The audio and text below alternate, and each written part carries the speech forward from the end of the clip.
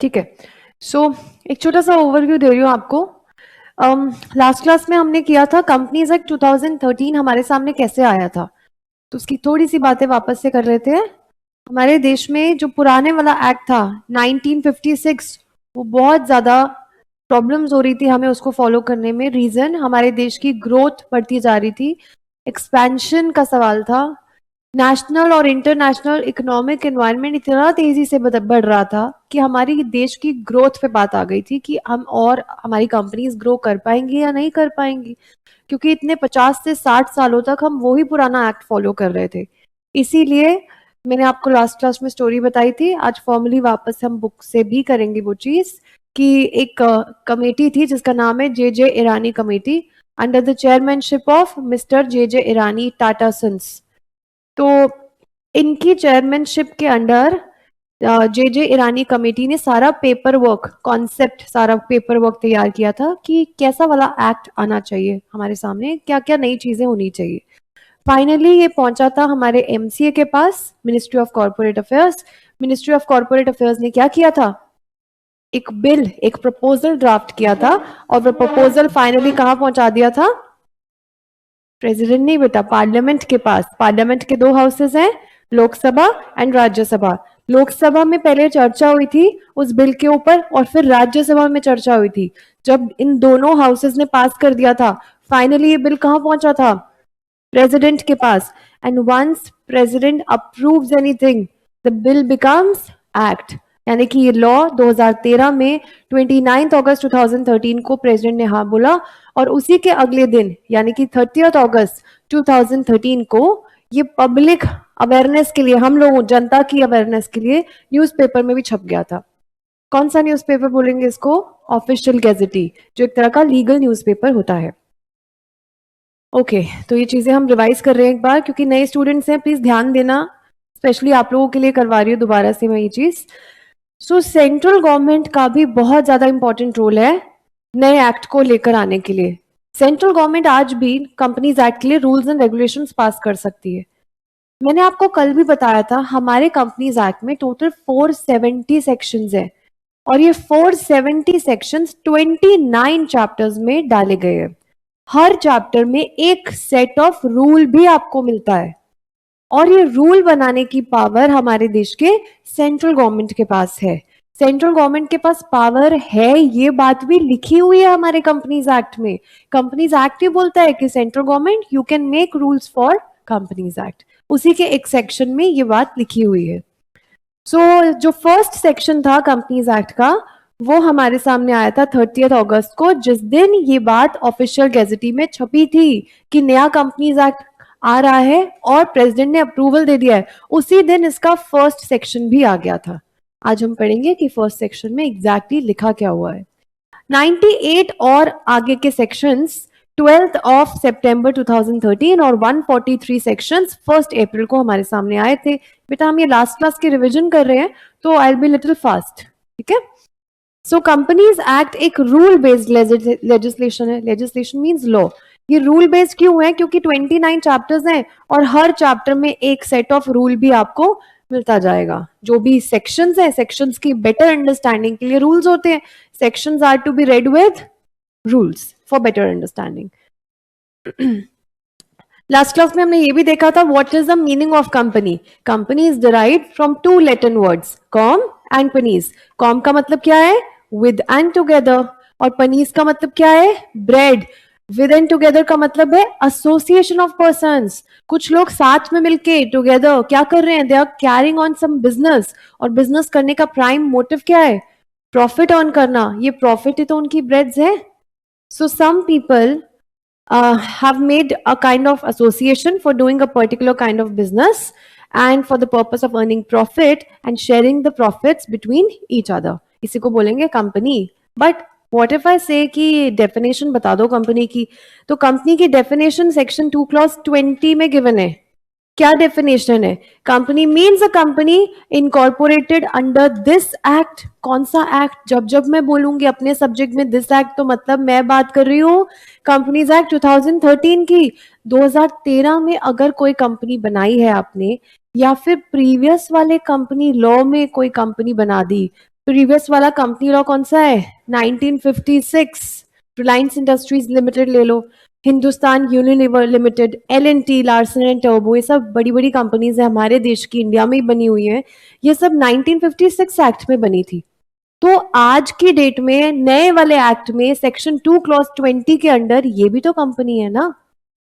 पुरानी वाली कंपनीज और आज जो नए एक्ट में ही बनी है वो दोनों ही कंपनी की डेफिनेशन में आ रही है। ओके, आज एक सेक्शन मतलब अगला सेक्शन करने से पहले बड़ी इंपॉर्टेंट चीज है, कुछ बच्चों के कॉन्सेप्ट कभी कभी CSET में भी शायद नहीं हो पाते हैं क्लियर, तो आई डोंट वांट कि एग्जीक्यूटिव में कोई भी ऐसी डाउट्स रह जाए। Let's understand how to read sections in law. हम बेसिक्स कर रहे हैं, एक दो क्लासेस तक बेसिक्स ही चलेंगे और साथ साथ हम अपना कॉन्सेप्ट यानी कि फर्स्ट और सेकंड चैप्टर भी साथ साथ करते रहेंगे। जो मैंने कल आपको कराया था बेसिक्स के साथ साथ कुछ चीजें फर्स्ट चैप्टर की भी कवर की थी, आज भी कुछ चैप्टर फर्स्ट और सेकंड का कवर करती रहूंगी और बेसिक्स साथ साथ कराती रहूंगी। How to read sections in law. बेटा जब भी सेक्शन 2 की बात बोलूंगी मैं, सेक्शन 2 के अंदर एक ब्रैकेट में नंबर होता है, जैसे नंबर 11, जैसे नंबर 20 आपने पढ़ा था ना अभी, जैसे 10। ये सब नंबर्स होते क्या है? अब जो फर्स्ट नंबर है हमारे कंपनीज एक्ट का यानी कि 2, सेक्शन 1 में क्या लिखा है, कब आया था, ये तो हम बात करेंगे। अब सेक्शन 2 क्या है? सेक्शन 2 सारी के सारी डेफिनेशंस डाल दिए इस सेक्शन में। 90 के ऊपर डेफिनेशंस है कंपनीज एक्ट में टोटल, सब सेक्शन 2 में डाली हुई है, एक सेक्शन और बहुत सारी डेफिनेशंस। तो इसके आगे अंदर पॉइंट्स बनाए हुए हैं और उन पॉइंट्स को हम क्लॉज बोलेंगे। सो सेक्शन 2 के अंदर ब्रैकेट में कुछ भी होगा सो आप उसको क्लॉज रीड करेंगे, उसको सब सेक्शन नहीं बोलेंगे। रीजन क्या है? जब डेफिनेशंस दी हुई हैं तो सेक्शन 2 का एक नाम है, सेक्शन 2 को हम बोलते हैं इंटरप्रिटेशन क्लॉज। तो बेटा सेक्शन 2 के अंदर जो भी होता है उसको हम क्लॉज इसीलिए बोलते हैं। सारी डेफिनेशंस है, चीजों का जो मीनिंग है, कुछ वर्ड्स के मीनिंग है वो इंटरप्रेट किए गए हैं। ओके, लेकिन इसके अलावा व्हाट अबाउट अदर सेक्शंस? अगर सेक्शन 3 के अंदर ब्रैकेट में कुछ लिखा है तो वो क्लॉज नहीं है, वो सब सेक्शन है। सेक्शन 3 है, दिस इज सब सेक्शन। अच्छा, कभी पॉइंट 1 है जो जिसको हम सब सेक्शन बोलते हैं, उसके अंदर भी कभी कोई पॉइंट होता है, जैसे कि रोमन नंबर्स हम चेंज करते रहते हैं ना नॉर्मली, पॉइंट के अंदर पॉइंट जब होता है तो आप चेंज करते रहते हो, कभी रोमन नंबर्स लेते हो, कभी अल्फाबेट्स ले लिया आपने, कभी डिजिट्स ले लिए। तो इसके अंदर जनरली होता है एक अल्फाबेट, एक लेटर, H लिख लिया मैंने, और उसके बाद रोमन नंबर होगा लास्ट में, जैसे 1 लिख लिया मैंने। ठीक है, now how do we read it? Section 3 sub section 1 clause H and sub clause I, sorry 1, sub clause 1। तो दूसरे सेक्शंस को ऐसे रीड करना होता है, मेन पॉइंट को बोलते हैं सेक्शन, उसके अंदर जो पॉइंट है सब सेक्शन, उसके अंदर के पॉइंट को clause and then sub clause. So this is how we read sections in law. This is very important, क्योंकि अब मैं जैसे आगे पढ़ाऊंगी आपको बोलूंगी क्लॉज दिस क्लॉज दैट, तो एटलीस्ट आपको पता होगा किसकी बात कर रही हूँ मैं, सेक्शन के सब सेक्शन के अंदर की बात कर रही हूँ। ठीक है, आप इसको नोट कर लो एक बार। आई होप आप लोगों ने सेपरेट कॉपीज तो लगा ली होंगी, अभी भी नहीं लगाई तो आज बस नोट कर लो लास्ट, या फिर पिन पेज पे नोट कर लो और वो पेज ही चिपका देना आप न्यू रजिस्टर के ऊपर। Please note, how do we read sections in law?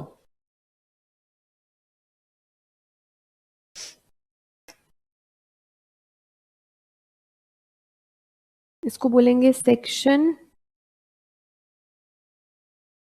2 sub section 11। Sorry, note कर लो बेटा, कर लिया आपने?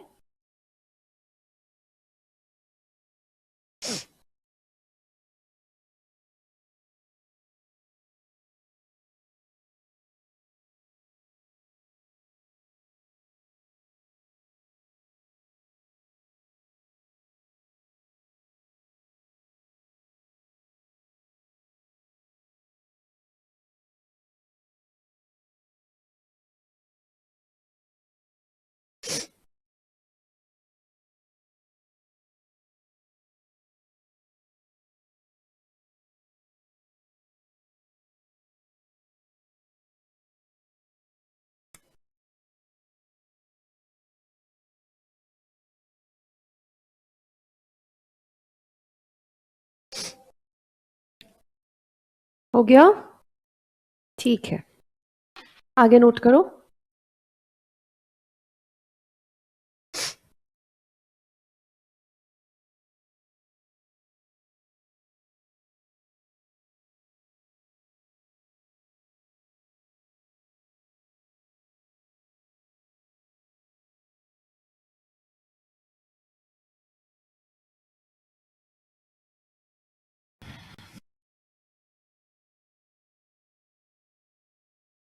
चले आगे? रेडी?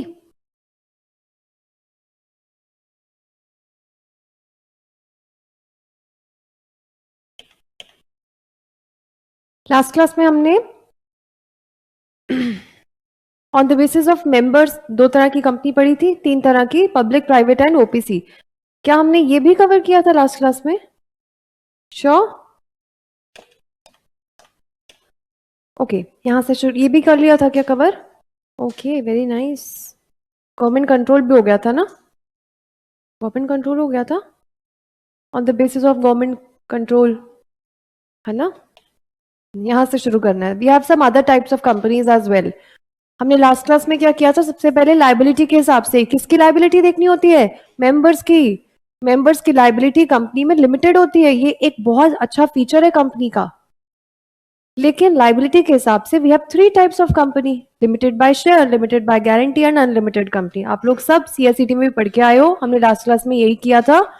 तो अगर जो नहीं आए थे लास्ट क्लास में तो उनका कोई बहुत बड़ा लॉस नहीं हुआ है।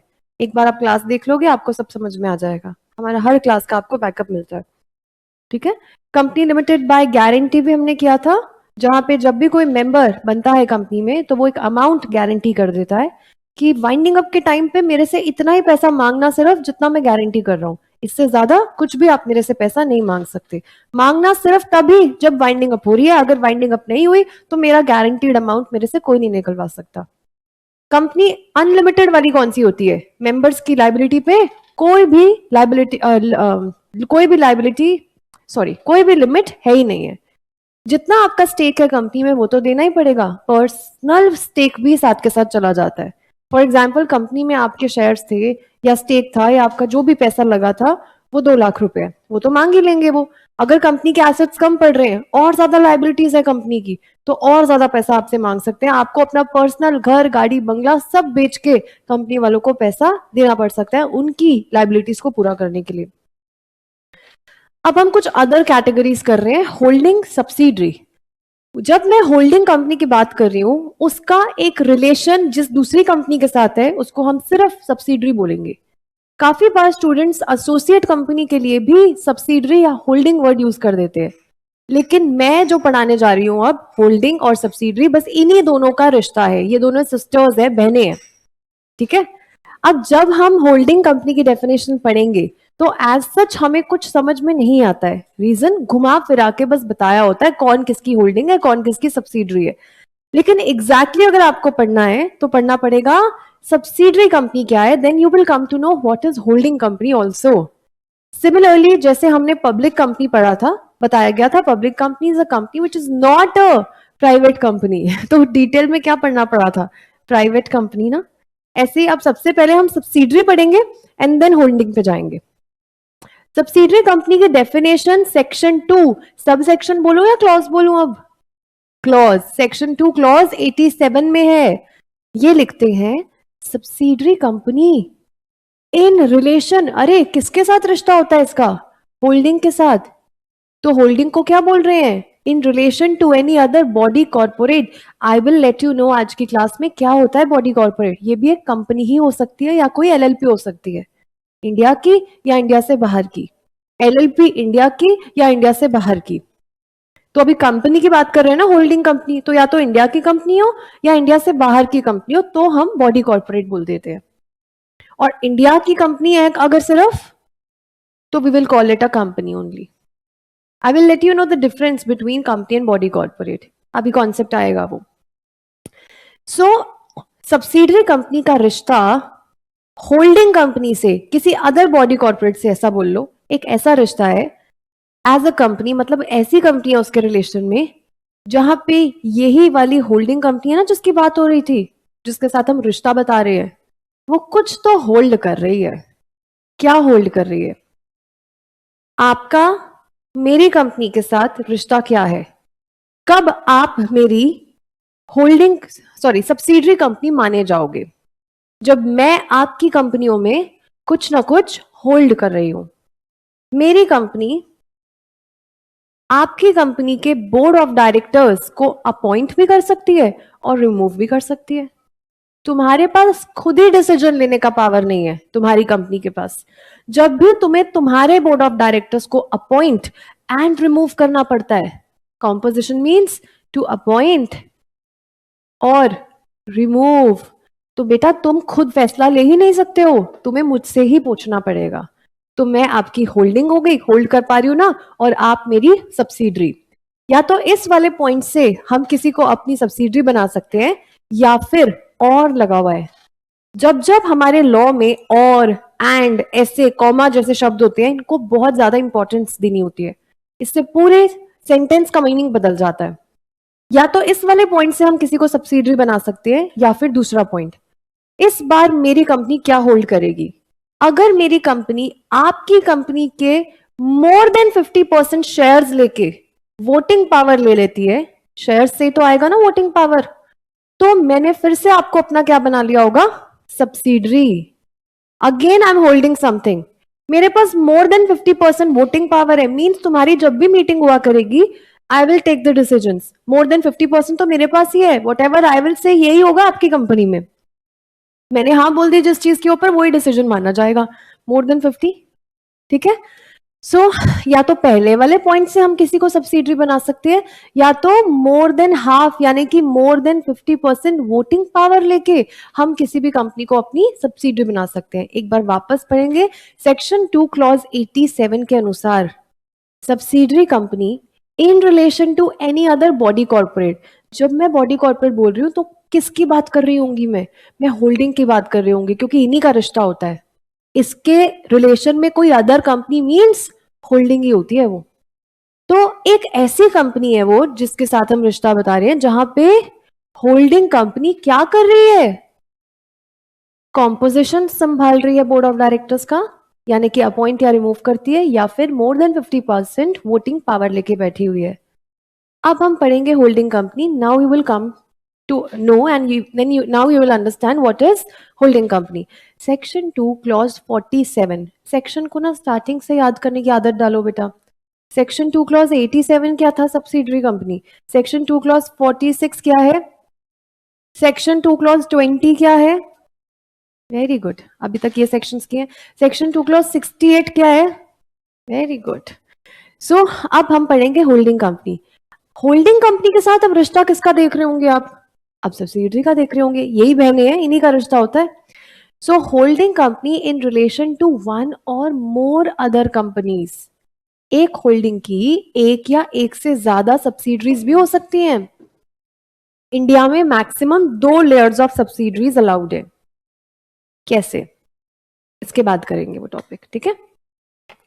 होल्डिंग कंपनी किसी एक या एक से ज्यादा कंपनीज के रिलेशन में एक ऐसी, अगेन इसको होल्डिंग कंपनी को क्या बोल रहे हैं फिर से? Body corporate.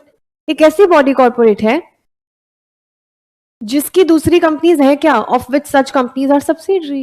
मैंने बोला था ना बेटा, होल्डिंग पढ़ते हुए एग्जैक्टली समझ नहीं आता, बस रिश्ता बता रहे होते हैं। एक के रिश्ते में दूसरी एक ऐसी कंपनी है जिसकी दूसरी सब्सिडरीज हैं। इसके लिए क्या पढ़ना पड़ा है? क्या सब्सिडरी, जहां पे होल्डिंग 2 पॉइंट से कुछ होल्ड करती है तो सब्सिडरी बना लेती है।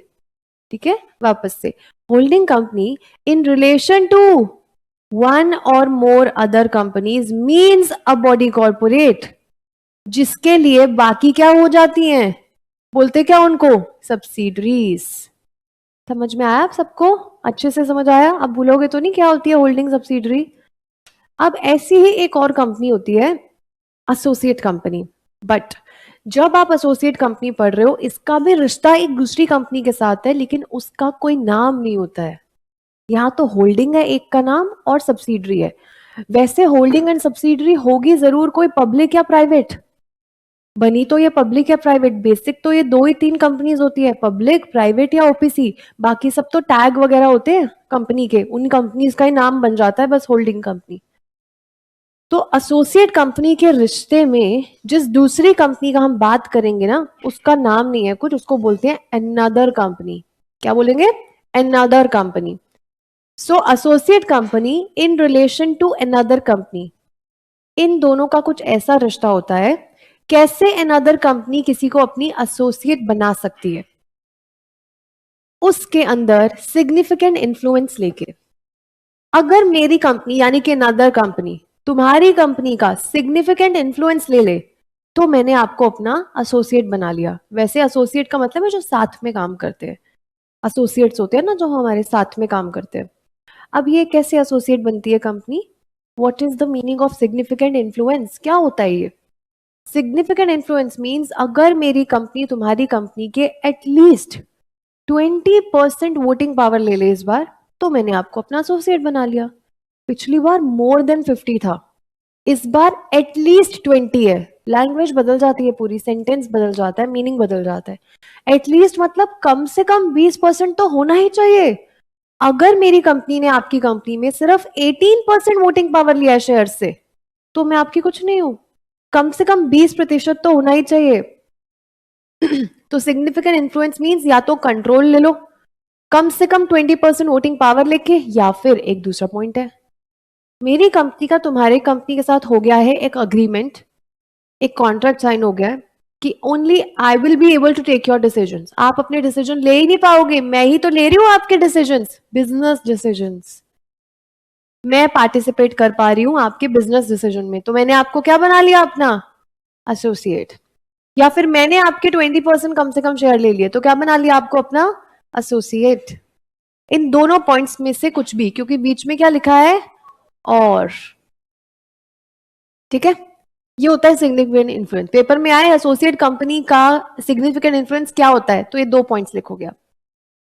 ओके, सो एसोसिएट कंपनी जैसे मैंने आपको पहले भी बताया था, ये ऐसी कंपनीज होती है जो साथ में काम कर रही है, तो इसीलिए इस कंपनी की डेफिनेशन में जॉइंट वेंचर्स भी इंक्लूडेड हैं, जो साथ में काम कर रहे होते हैं फॉर सम पर्टिकुलर पर्पस। जैसे वो पर्पस कंप्लीट, बिजनेस कंप्लीट, इनका जॉइंट वेंचर भी खुल जाता है, अकेली अकेली कंपनीज वापस हो जाती है। ठीक है, तो याद रखना एसोसिएट कंपनी की डेफिनेशन में हमेशा जॉइंट वेंचर्स इंक्लूडेड हैं। जॉइंट वेंचर्स क्या होते हैं? जहां पे दो कंपनीज का जॉइंट कंट्रोल है किसी एसेट पे या फिर बिजनेस पे। समझे आप लोग? तो इनका रिश्ता अनदर कंपनी और एसोसिएट कंपनी, उनका रिश्ता होल्डिंग एंड सब्सिडरी। इसका सेक्शन क्या है? Section 2 clause 6। चलो सेक्शन याद करो, सेक्शन 2 क्लॉज 46। बोलो। Holding. Section 2 clause 87, 2 clause 6, 2 clause 11। पढ़ा ही नहीं अभी आपने, पढ़ेंगे आज। ओके, नाउ बैंकिंग कंपनी कर ली थी लास्ट क्लास में, फॉरेन कंपनी भी कर ली थी लास्ट क्लास में, 1% कंपनी भी हो गया था। सेक्शन 2 क्लॉज 68 प्राइवेट का है, और ओपीसी भी एक तरह की प्राइवेट कंपनी है, याद है लास्ट क्लास में बताया था। तो इसका सेक्शन है 2 क्लॉज 62। सो 1% कंपनी एक ऐसी कंपनी है जहां पे सिर्फ एक ही पर्सन होता है member, share holder, and it is also a type of private company. चलो आगे, अब हम नेक्स्ट कंपनी पे आ गए, सेक्शन 8 कंपनी।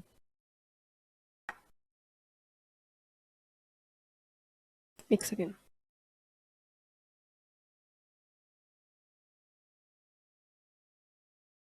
किसी का फोन बज रहा है आप में से? साइलेंट कर दो अगर किसी का है तो।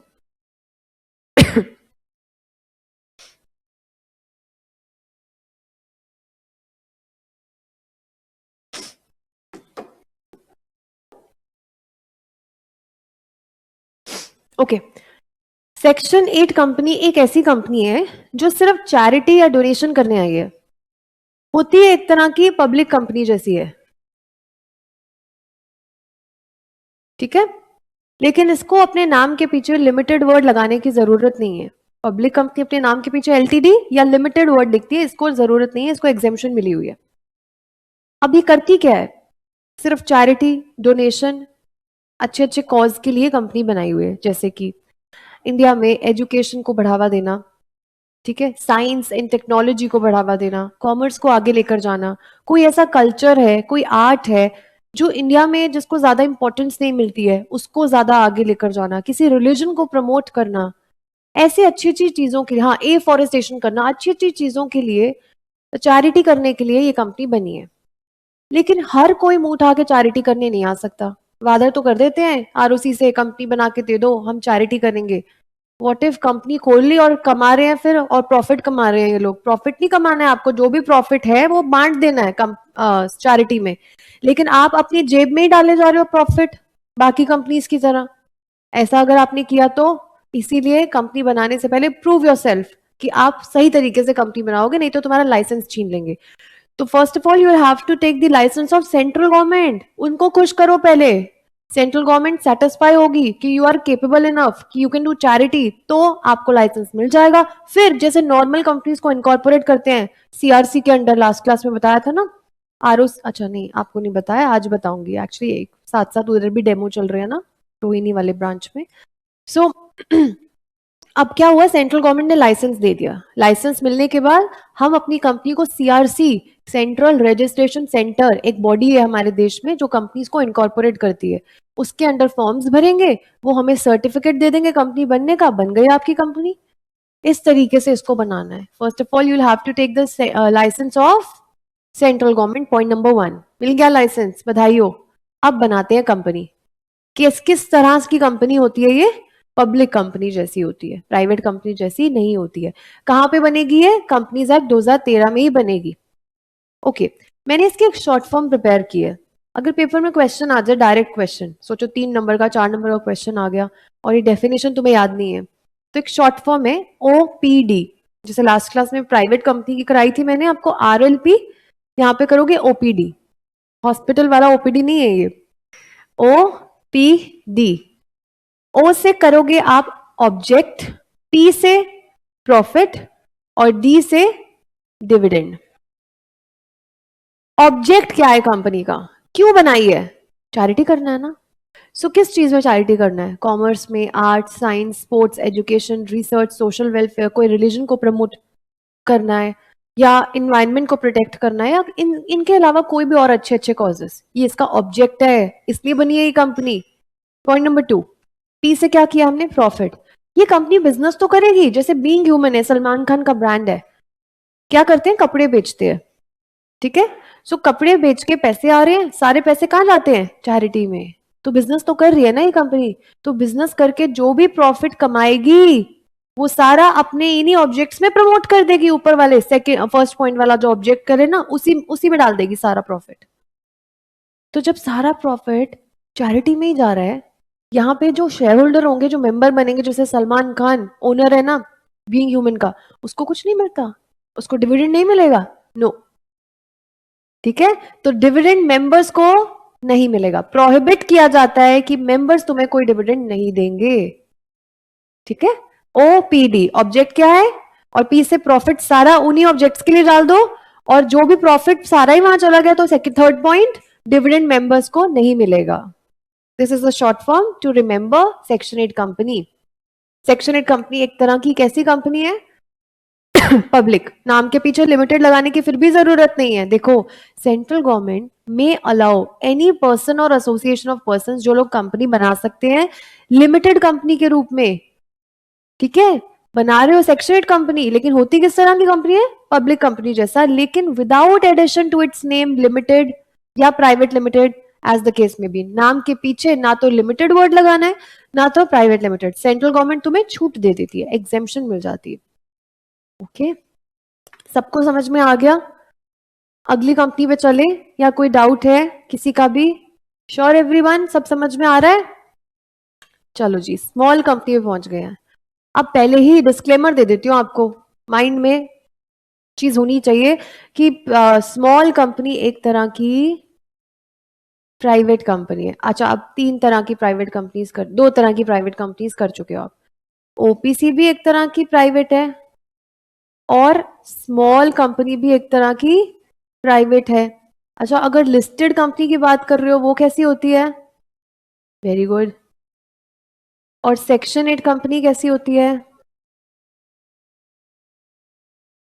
पब्लिक, ठीक है, याद रखेंगे। अब स्मॉल कंपनी प्राइवेट कंपनी है जिसका सेक्शन है 2 क्लॉज 85। 87 किसका था? ओके, सो स्मॉल कंपनी एक ऐसी कंपनी है अदर देन अ public company, means public company नहीं है, क्या है फिर? प्राइवेट है ना।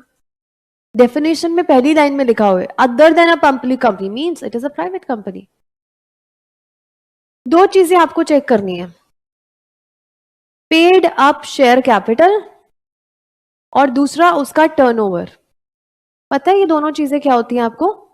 What is paid up share capital? Company shares issue करती है, जितने लोगों ने शेयर के लिए सब्सक्राइब किया उसमें से जितना अमाउंट पे कर देते हैं that becomes paid up share capital of the company. And what is turnover? The sales, the revenue जितने आप जनरेट कर रहे हो। ठीक है, so paid up share capital, ये लिमिट चेंज करेंगे,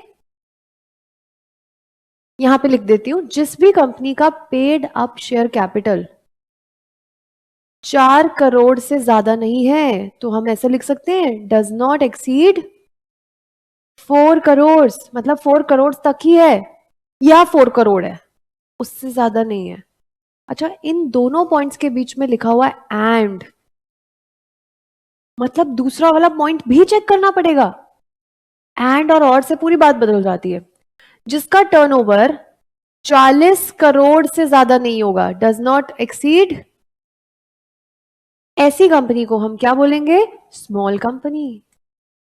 आज जो लिमिट्स चल रही है ना हमारे देश में, अमेंडेड लेटेस्ट, वो है 4 करोड़ और 40 करोड़। पहले थी 50 लाख और 2 करोड़, अब चेंज होके 4 और 40 हो गई है, तो याद करना भी इजी है। आगे जाके गवर्नमेंट अगर इसके हायर लिमिट हमें कोई बताती है, कोई अबव लिमिट, तो उस लिमिट को फॉलो कर लेना उस टाइम। ठीक है, और such higher amount as may be prescribed, यहां तक करोगे आप। आज कितनी लिमिट है? 440। इसके ऊपर कोई प्रिस्क्राइब्ड होगी जिस टाइम पे, तो उसको फॉलो कर लोगे तो वो बन जाएगी small company. So small company is a company whose paid up share capital does not exceed 4 crore and the turnover does not exceed 40 crores and it is a kind of private company. Okay, let me ask a question. मैं आपकी client हूँ, आप CSO, मैं आई आपके पास और मैंने बोला क्या नाम है बेटा, आपका नाम क्या है? रुद्र। रुद्र से पूछा सर आप बताएं, आप CS बन चुके हैं, CS रुद्र, मुझे पता लगाना है सर कि मेरी एक कंपनी है जिसका नाम है दिशा प्राइवेट लिमिटेड। सर क्या प्राइवेट लिमिटेड कंपनी स्मॉल हो सकती है? हो सकती है ना। तो मैं आपको अपनी बैलेंस शीट्स देती हूँ मेरी कंपनी की, आप बताना मैं स्मॉल हूं या नहीं हूं। तो सर बैलेंस शीट में इसमें क्या दो चीजें चेक करके बताओ आपको? Okay, paid up share capital बता देती हूँ और टर्नओवर। तो मेरा sir paid up share capital है कंपनी का 50 करोड़ और सर मेरा जो टर्नओवर है वो 2 करोड़ है। क्या मेरी कंपनी एक स्मॉल कंपनी है? नहीं है, क्योंकि 4 करोड़ से बहुत ज्यादा चला गया मेरा paid up share capital, so it is not a small company. हर तरह योर टर्न। तो आप मुझे बताएंगे अगर मेरी कंपनी का paid up share capital 3.5 crore है तो क्या मेरी कंपनी स्मॉल है? वेरी गुड, यही सुनना चाहती थी मैं, तुम चुप हो गए। दूसरी चीज भी तो चेक करनी पड़ेगी, एक से थोड़ी होगा। तो दूसरा टर्नओवर है सर मेरा 41 करोड़, नहीं है क्योंकि 40 करोड़ से ज्यादा हो गया। आपका क्या नाम है? अर्नव। आप मुझे बताएंगे पेड अप शेयर कैपिटल है सर मेरा 2.5 करोड़ और टर्नओवर है 39 crore. Yes, it is a small company. ये प्राइवेट भी है, वो भी क्राइटेरिया सेटिस्फाई हो रहा है और ये दोनों क्राइटेरिया भी सेटिस्फाई हो रहे हैं। आगे ये जो डेफिनेशन है, ये डेफिनेशन इन वाली कंपनीज के ऊपर कतई मत लगाना। कभी भी आप होल्डिंग या सब्सिडरी कंपनी अगर होगी कोई, चाहे वो प्राइवेट ही क्यों ना हो, उसको स्मॉल कंपनी नहीं बोलेंगे। ये डेफिनेशन सिर्फ कोई ऐसी प्राइवेट कंपनी पे लगेगी जो ना तो किसी की होल्डिंग है ना तो किसी की सब्सिडरी होगी। कोई ऐसी कंपनी जो सेक्शन 8 कंपनी है उसको भी ये डेफिनेशन उनके ऊपर अप्लाई मत करना। रीजन बहुत बड़ा है, सेक्शन 8 कंपनी होती कैसी है? एक तरह की public, very good, public company, और हम सिर्फ प्राइवेट कोई स्मॉल का टैग दे सकते हैं। अच्छा, इसके ऑपोजिट कोई बिग कंपनी भी होती है? नहीं, कोई नहीं होती। प्राइवेट है या तो फिर उसी प्राइवेट को स्मॉल चेक कर लेते हैं कि वो स्मॉल की क्राइटेरिया में है। और स्मॉल कंपनीज क्यों हम ऐसा चेक करते हैं, क्योंकि उनको बहुत सारी और भी प्राइवेट से भी ज्यादा एग्जेम्पशंस मिल जाती है, छूट मिल जाती है कंप्लाइंसेस करने के लिए। पढ़ोगे आप अपनी सिलेबस में। कोई भी ऐसा बॉडी कॉर्पोरेट जिसको स्पेशल एक्ट के अंदर गवर्नमेंट ने बनाया है, स्पेशल एक्ट किसी पर्टिकुलर पर्पस के लिए आती है, किसी पर्टिकुलर एरियाज पे या किसी पर्टिकुलर लोगों के ऊपर एप्लीकेबल होती है, कुछ टाइम के लिए बनती है किसी पर्पस के लिए, जैसे वो पर्पस खत्म वो स्पेशल एक्ट भी खत्म हो जाती है। तो कोई भी ऐसी कंपनी गवर्नमेंट ने स्पेशल एक्ट के अंदर बनाई गई है किसी पर्पस के लिए, उनके ऊपर भी ये डेफिनेशन आप मत लगा देना, ठीक है? ये सिर्फ प्राइवेट कंपनी के ऊपर ही लगेगी।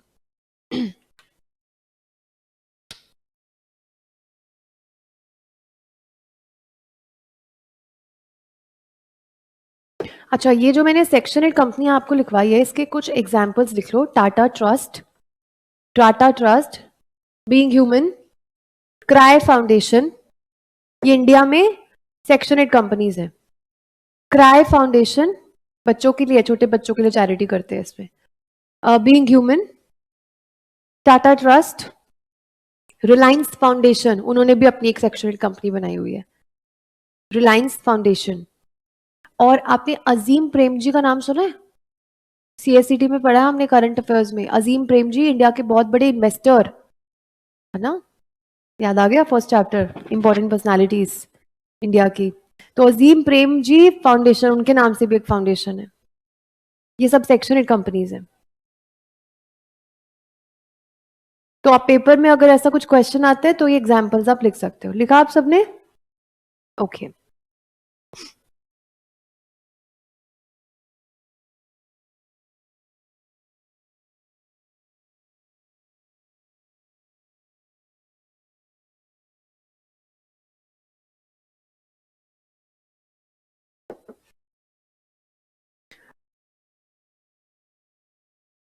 अब हम थोड़ी सी इंट्रोडक्शन वाली चीज करेंगे कंपनीज एक्ट के बारे में। आपको पता है जो फर्स्ट कंपनीज एक्ट हमारे देश में आया था वो 1850 में आया था। 1850, बहुत पहले फर्स्ट कंपनीज एक्ट। और हम लोग चुराते रहे हैं हमेशा कंपनीज एक्ट इंडिया से बाहर। इंग्लैंड का जो कंपनीज एक्ट है उसको हम कॉपी करते रहते हैं। दैट्स ओके, कोई अच्छी चीज है तो हम ले लेते हैं, ठीक है? So are various companies act have been modeled on English acts only. जो इंग्लिश एक्ट्स आते गए हैं, ब्रिटिशर्स के एक्ट आते गए हैं, हम उन्हीं को छापते गए almost. So following enactments of joint stock companies, England में एक एक्ट बना था 1844 में, उनका companies act, joint stock companies act के नाम से, जिसके अंदर जॉइंट स्टॉक कंपनी बनी थी ब्रिटिशर्स की। उसी को फॉलो करते करते इंडिया ने भी अपना पहला कंपनीज एक्ट बना लिया था 1850 में। जब 1850 में हम लोगों का इंडिया में पहला एक्ट आया था तो उसमें बस थोड़ी सी बातें थी, जैसे कंपनी को रजिस्टर करा लो, रजिस्ट्रेशन ऑफ कंपनी, और कोई शेयर खरीदता था तो शेयर कैसे ट्रांसफर कर सकते हैं उसके कुछ रूल्स थे। सो ट्रांसफरेबिलिटी ऑफ शेयर्स, तो ऐसी कुछ बातें थी। हमारे फर्स्ट कंपनीज एक्ट था। फिर उसके बाद बेटा एक अमेंडिंग एक्ट आया। अमेंडिंग एक्ट जब मैं बोल रही हूँ तो वो पहले वाले एक्ट में चेंजेस होते हैं, नया एक्ट नहीं होता वो।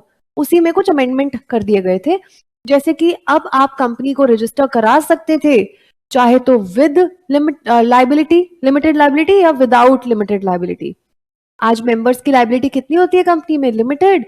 तो विद और विदाउट लिमिटेड लाइबिलिटी के हिसाब से भी आप कंपनीज बना सकते थे। धीरे धीरे चेंजेस होने शुरू हो गए थे।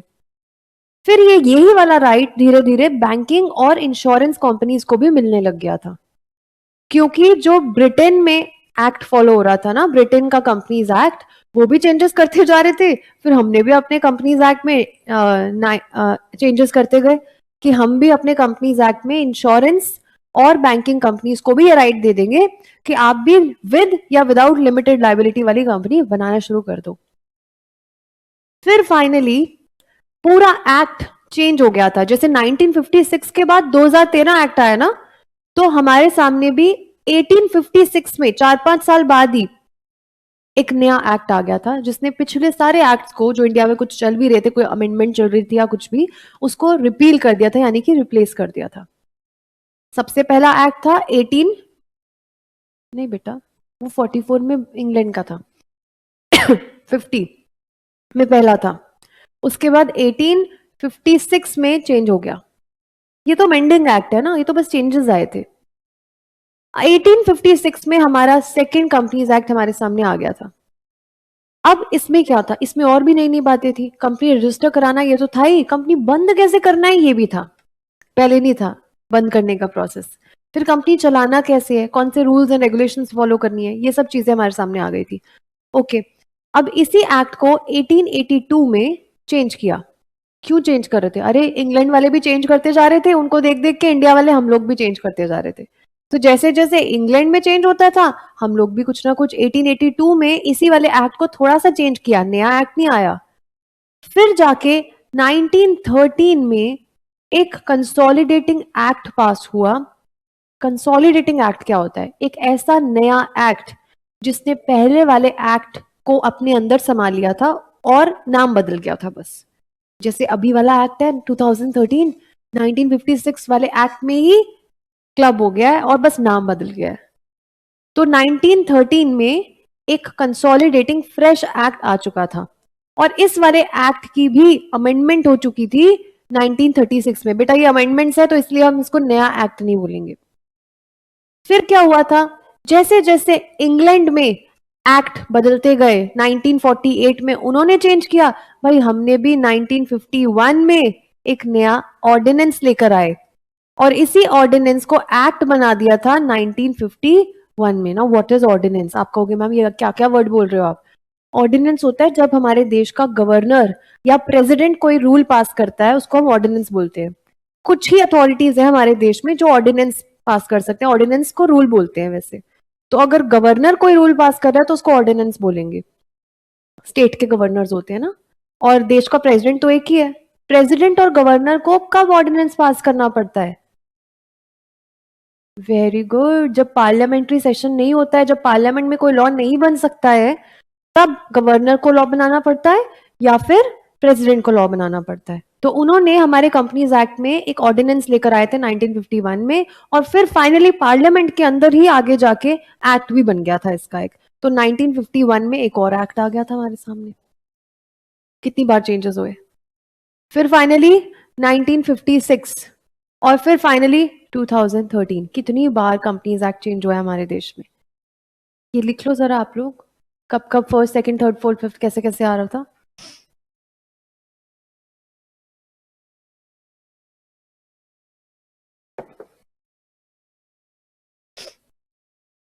ईयर्स लिख लो सिर्फ।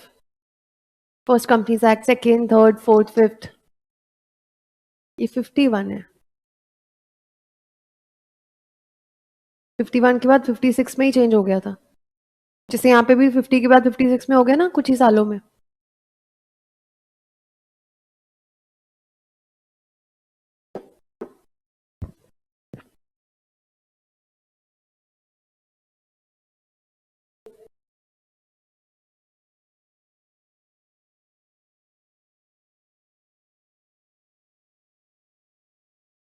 हाँ जी बेटा।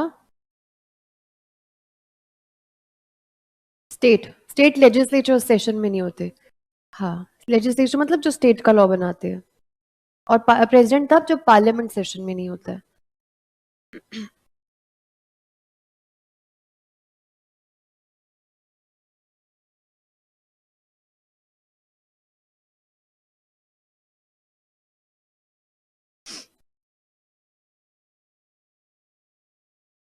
हो गया?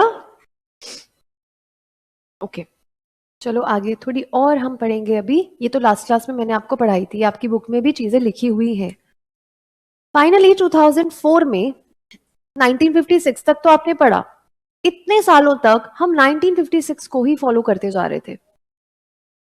इवन मैंने भी 1956 एक्ट पढ़ा है, मैंने एग्जाम भी दिया उसमें एग्जीक्यूटिव लेवल का। फिर उसके बाद एक्ट चेंज हो गया था। मैंने प्रोफेशनल लेवल का एग्जाम दिया तो वो 2013 एक्ट में दिया था फिर। ठीक है, तब तक एक्ट चेंज ही हुआ था, तो फटाफट नया वाला एक्ट पढ़ के मुझे फायदा हो गया था। और अब मैं पढ़ाती भी नए एक्ट में हूँ और अभी तक नया एक्ट ही चल रहा है, ऑल्दो काफी सारे चेंजेस होते जाते हैं इसमें। सो कंपनी कॉन्सेप्ट, अच्छा आप क्या कर रहे थे उस टाइम पे 2013 में? आप कितने छोटे थे? हाँ, 8 इयर्स के थे? 5 इयर्स के थे आप तब? Okay. So concept paper on company law 2004 and JJ Irani report. 2004 में क्या हुआ था? हमारे सामने एक कमेटी आई टाटा सन्स के अंडर। उनका नाम था, यहाँ के जो चेयरमैन थे JJ ईरानी, उनके चेयरमैनशिप के अंडर एक कमेटी बनी JJ ईरानी कमेटी। उस कमेटी ने गवर्नमेंट का काम आसान किया और गवर्नमेंट को पेपर पे प्रॉपर लिख के एडवाइस करना शुरू कर दिया था कि पुराने वाले एक्ट में कैसा रिवीजन चाहते हैं वो, क्या क्या चीजें न्यू आनी चाहिए। फिर जब ये सारा कॉन्सेप्ट वर्क, सारा पेपर वर्क इन्होंने तैयार किया, फाइनली कंपनी इस कमेटी वालों ने सबमिट कर दिया था गवर्नमेंट को 31 मई 2005। एक साल में इन्होंने काम कर दिया था। 2005 को जब गवर्नमेंट के हाथ लगा ये पेपर, गवर्नमेंट ने इसके ऊपर वर्किंग की, ये पहुंचाया पेपर एमसीए के पास। एमसीए ने इसका बिल ड्राफ्ट किया, फिर वो स्टोरी सारी कल मैंने आपको बता दी थी आगे की। ठीक है। सो 2005 में ये गवर्नमेंट के पास पहुंचा था। फिर गवर्नमेंट ने बहुत अच्छे से इसको रीड किया। हमारी देश की सेंट्रल, स्टेट, सभी गवर्नमेंट इसमें इन्वॉल्व थी और गवर्नमेंट ने बहुत ही प्रैक्टिकल अप्रोच लिया। Means pragmatic approach, means a practical approach. Government ने सोचा यार हमें रियलिटीज पे जाना चाहिए। ग्राउंड रियलिटीज तो हमारे देश की यही है कि देश बढ़ता जा रहा है, ग्रोथ इतनी ज्यादा है और 1956 एक्ट बहुत ही पुराना हो चुका है। ठीक है। तो स्टेक होल्डर्स के इंटरेस्ट को ध्यान में रखते हुए, stakeholders are all those persons who are connected with our business, उन्होंने सोचा चलो भाई नया एक्ट आना ही जरूरी है। तो फाइनली एक एक्सपर्ट कमेटी ने रेकमेंड, पता क्या किया था पेपर में लिख के कुछ ऐसी बातें, एक एग्जांपल है सिर्फ, कि जो प्राइवेट कंपनीज है और स्मॉल कंपनीज है इनको कुछ फ्लेक्सिबिलिटीज मिलनी चाहिए और कुछ और भी ज्यादा एग्जेम्पशंस मिलने चाहिए, ये कम पैसों में कंपनी चला पाए। ठीक है। इसीलिए आज नए वाले एक्ट में प्राइवेट कंपनीज को भर भर के एग्जेम्पशंस है। ठीक है। ज्यादा कंप्लायंसेस फॉलो नहीं करनी, ओपन अ प्राइवेट कंपनी। और भी कम करने हैं तो स्मॉल कंपनी पे बना लो या फिर वो 1% कंपनी बना लो। ठीक है। ये तो स्टोरी मैंने आपको पूरी नेक्स्ट लास्ट क्लास में बता दी थी कि कंपनीज एक्ट 2013 हमारे सामने कैसे आया था। 29 अगस्त 2013 को प्रेसिडेंट का अप्रूवल मिला और अगले दिन ये बात छप गई थी ऑफिशियल गैजेटी में। ओके। जब नया वाला कंपनीज एक्ट फाइनली बन ही चुका था, उसके बाद भी आज तक 2025 है ना, कितने सारे अमेंडमेंट्स आ चुके हैं। तो मैं कुछ थोड़े बहुत एग्जाम्पल्स लिखे हैं आपकी बुक में। जैसे अमेंडमेंट हुई थी इसकी 2015 में। अमेंडमेंट है ना, नाम तो नहीं बदल गया ना, सिर्फ चेंजेस होते रहते हैं। 2016 में भी चेंजेस हुए, एक नया कोड आ चुका था हमारे सामने, IBC, insolvency and bankruptcy code पढ़ा है ना सीएसईटी में आपने। एक नेशनल बॉडी है ये, रेगुलेटरी बॉडी भी बोलते हैं इसको। फिर एक 2017 में भी अमेंडमेंट आया था, 19 में भी, 20 में भी, एंड सो ऑन, आगे आगे हमारे देश में इसमें चेंजेस होते ही रहते हैं। ठीक है। अब मिनिस्ट्री, कौन सी मिनिस्ट्री है? मिनिस्ट्री ऑफ कॉर्पोरेट अफेयर्स काफी बार हमें कुछ circulars, notices, rules and regulations देती रहती है और ये सब किसका पार्ट बन जाते हैं? This whole ecosystem is called as companies act. ये इसी के अंदर समाते रहते हैं, इसी का पार्ट बन जाते हैं। जो भी गवर्नमेंट कोई या फिर मिनिस्ट्री कोई रूल, रेगुलेशन, सर्कुलर, कुछ भी नोटिफिकेशन देती है तो इसी में आता रहता है। ये भी मैंने लास्ट क्लास को बताया था ना मैंने आपको कि मैं बेसिक्स कराते कराते ऑटोमेटिकली आपको फर्स्ट या सेकंड चैप्टर कराती जा रही हूँ। ये मीनिंग कर लिया था लास्ट क्लास में। ये भी पढ़ लिया था कि कंपनी में नेचुरल और आर्टिफिशियल पर्संस दोनों है। ये देखो,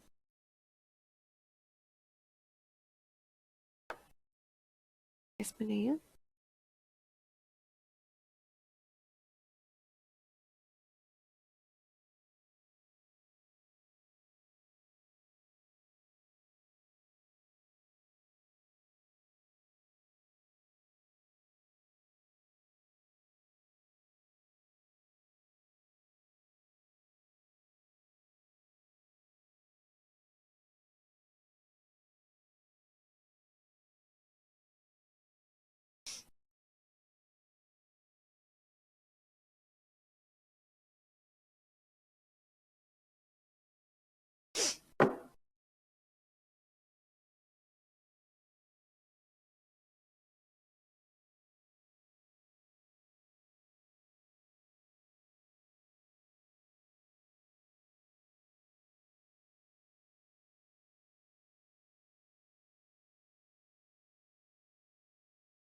हाँ जी।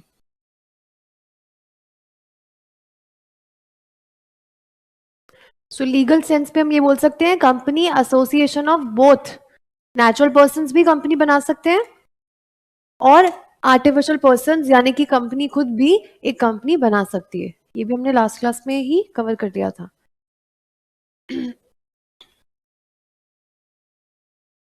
नाउ नेक्स्ट कॉन्सेप्ट है मेरा कंपनी वर्सेस बॉडी कॉर्पोरेट।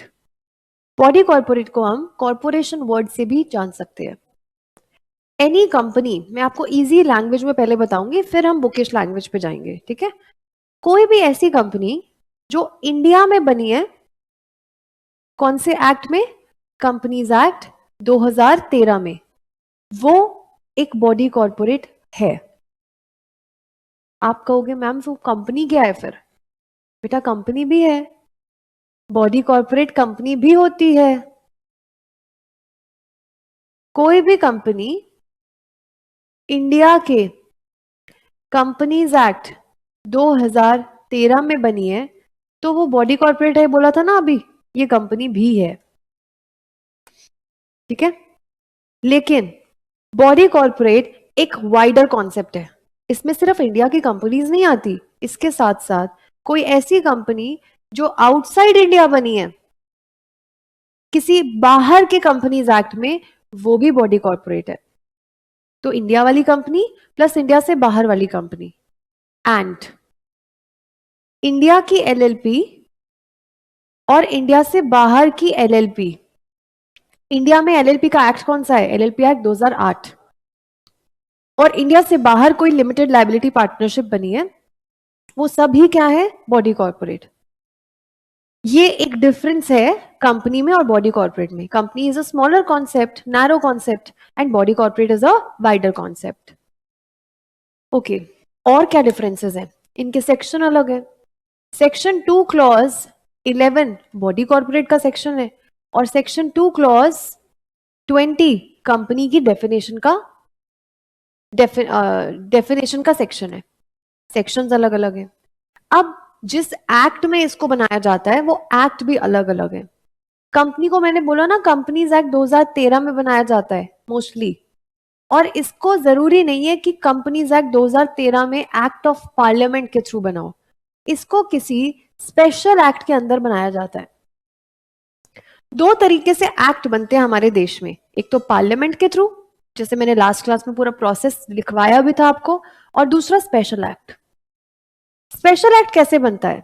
बनता तो पार्लियामेंट में ही है, बट कोई गवर्नमेंट भी बना सकती है। स्पेशल एक्ट मैंने अभी अभी आज भी बताया था, किसी पर्टिकुलर पर्सन्स के ऊपर एप्लीकेबल है या फिर किसी पर्टिकुलर एरिया के ऊपर एप्लीकेबल है। ये स्पेशल एक्ट में अगर कोई कंपनी बनाई जा रही है, यानी कि स्पेशल एक्ट में कोई बॉडी कॉर्पोरेट बनाया जा रहा है, ध्यान से सुनना, तो उसी बॉडी कॉर्पोरेट पे सिर्फ लगेगा वो special act. Example, RBI act के अंडर आरबीआई को बनाया गया, ठीक है। एलआईसी एक्ट के अंदर लाइफ इंश्योरेंस कॉर्पोरेशन को बनाया गया। ये स्पेशल एक्ट्स होते हैं, ठीक है। किसी स्पेशल एक्ट के अंदर किसी एक कंपनी को बना दिया है, किसी बॉडी को बना दिया है, तो वो हमारे देश में बॉडी कॉर्पोरेट है। तो एक तीसरा डिफरेंस मुझे मिल गया है। कंपनी को एक्ट ऑफ पार्लियामेंट में कंपनीज एक्ट के अंदर बनाओगे और बॉडी कॉर्पोरेट को किसी स्पेशल एक्ट के अंदर बनाएंगे। दोबारा से सुन लो, स्पेशल एक्ट एक ऐसी एक्ट होती है जो एक पर्टिकुलर एरिया, किसी पर्टिकुलर पर्सन्स या किसी पर्टिकुलर कंपनी पे ही लागू होती है। लेकिन वाइसा वर्सा कंपनीज एक्ट क्या है? जो एक्ट ऑफ पार्लियामेंट में ministry of corporate affairs, parliament और प्रेसिडेंट के थ्रू बनी है ना, वो होता है एक्ट ऑफ पार्लियामेंट।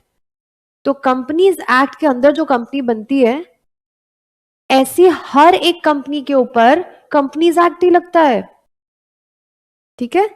लेकिन स्पेशल एक्ट जैसे कि आरबीआई एक्ट, वो सिर्फ आरबीआई के ऊपर ही लग रहा है, ऐसी और किसी कंपनी के ऊपर नहीं लगता है। I hope it is clear. So अब हम बुक पे जाएंगे। एक इनकॉर्पोरेटेड कंपनी, मतलब बनाना तो जरूरी है कंपनी को, कहां पे बनाया? अगर स्पेशल एक्ट में बनाया है तो बॉडी कॉर्पोरेट है, लेकिन एक्ट ऑफ पार्लियामेंट में या कंपनी लॉ में बनाया है या तो क्या है वो? तो दोनों ही वैसे तो पार्लियामेंट के अंदर ही बनते हैं, चाहे वो स्पेशल एक्ट हो चाहे कंपनीज एक्ट हो। ठीक है। पब्लिक कॉरपोरेशंस जैसे कि LIC, SBI, state bank of India, ये दोनों बॉडी कॉरपोरेट्स हैं, ठीक है, क्योंकि इनको स्पेशल एक्ट ऑफ पार्लियामेंट में बनाया गया था। लेकिन कुछ कंपनीज इंडिया की जैसे Tata Steels Limited, Reliance industries Limited, Infosys, Larsen and turbo, ये सब जो कंपनीज हैं इंडिया की, वो कंपनीज एक्ट में बनाई गई हैं, कंपनी लॉ में, ठीक है। तो पुराने वाली कंपनीज एक्ट में बनाई थी 1956 में, इनके ऊपर आज भी क्या लग रहा है, कंपनीज एक्ट 2013 लग रहा है आज इन पे। पहला पॉइंट क्लियर हुआ, तो मैं अगले पे चलती हूँ। सबको क्लियर है? बॉडी कॉर्पोरेट स्पेशल एक्ट के अंदर बनेंगे, लेकिन कंपनी कंपनीज एक्ट के अंदर बनेंगी। ये स्पेशल एक्ट हो या कंपनीज एक्ट हो, दोनों बने कहां पे हैं? पार्लियामेंट में। एग्जाम्पल्स दो जरा बॉडी कॉर्पोरेट के। LIC, RBI, SBI, सेबी, ठीक है। और हमारे कंपनीज इंडिया की बोलो, रिलायंस ले लो और टाटा स्टील्स। आगे, company is derived from two Latin words. ये लास्ट क्लास में मीनिंग पढ़ा था ना, कॉम एंड पनी, तो ये एक डिफरेंस हो गया। फिर on the other hand corporation यानी कि बॉडी कॉर्पोरेट एक लैटिन वर्ड कॉर्पस से मिलके बना है, और कॉर्पस का मतलब ही क्या है? बॉडी। इसीलिए कॉर्पोरेशन को हम बॉडी कॉर्पोरेट बोलते हैं। क्या बोलते हैं? Body corporate. Okay, company is defined under section 2 clause 20 and body corporate is defined under section 2 clause 11। तो ये 3 से 4 डिफरेंस मैंने आपको इनके बता दिए एग्जाम्पल्स के साथ। दोनों में एक चीज कॉमन है, कंपनी में और बॉडी कॉर्पोरेट में, दोनों के पास एक बड़ा अच्छा फीचर है, सेपरेट लीगल एंटिटी। ठीक है, कॉमन चीज ये है, डिफरेंसेस ये हो गए। याद रहेगा, लिखना नहीं, जरूरी नहीं है लिखना, नहीं जरूरत। दोनों में क्या कॉमन चीज है, लिख लो बेटा। One common thing between company and body corporate is that they both have the feature of separate legal entity. They both have the feature of separate legal entity. है, अगर सेपरेट लीगल एंटिटी है तो artificial person भी है दोनों। Company भी artificial person है, body corporate भी आर्टिफिशियल पर्सन है, ह्यूमन बींग्स नहीं है ये दोनों।